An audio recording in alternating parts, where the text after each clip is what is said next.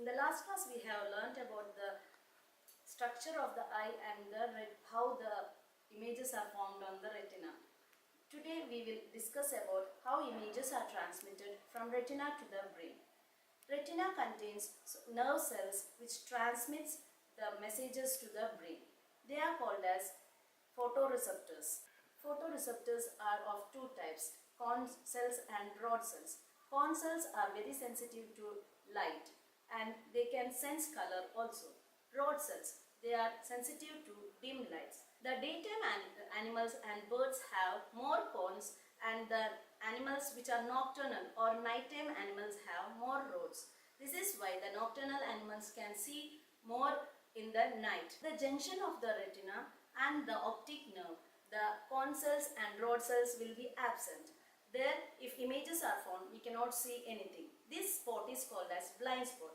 We can demonstrate it through an activity. For this, you can take a piece of paper and mark X on the right side and a round on the left side. The distance between the cross and the round should be 6 to 8 centimeters. Stretch your hand and keep the card at a hand distance and close your left eye and concentrate on the cross.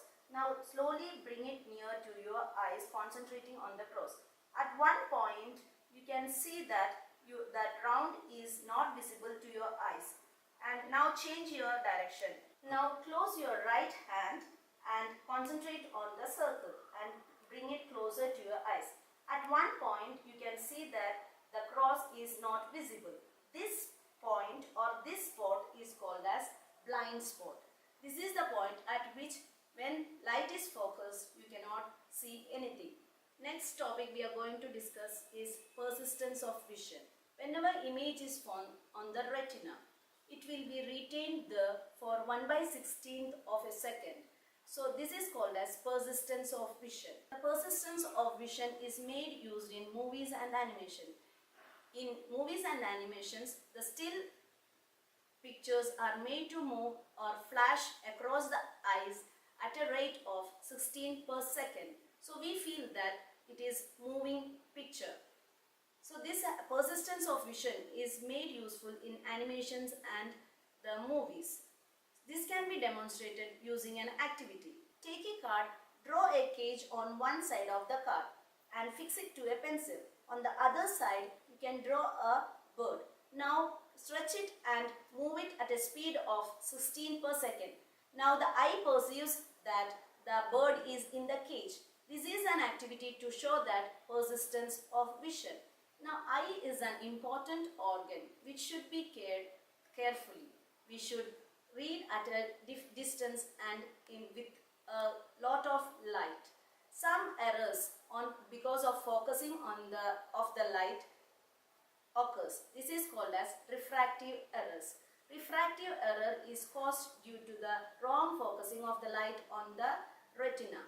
It can be refractive errors are three types: myopia, hypermetropia and astigmatism. Myopia, the eye focuses on the nearer objects, and hypermetropia or presbyopia, we can see the image of the farther objects. The children get confused while writing exam on the names of myopia, hypermetropia and astigmatism.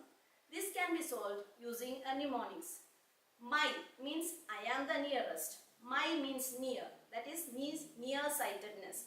Nearsightedness made me to see. Then high is far. Farsightedness made me to see far.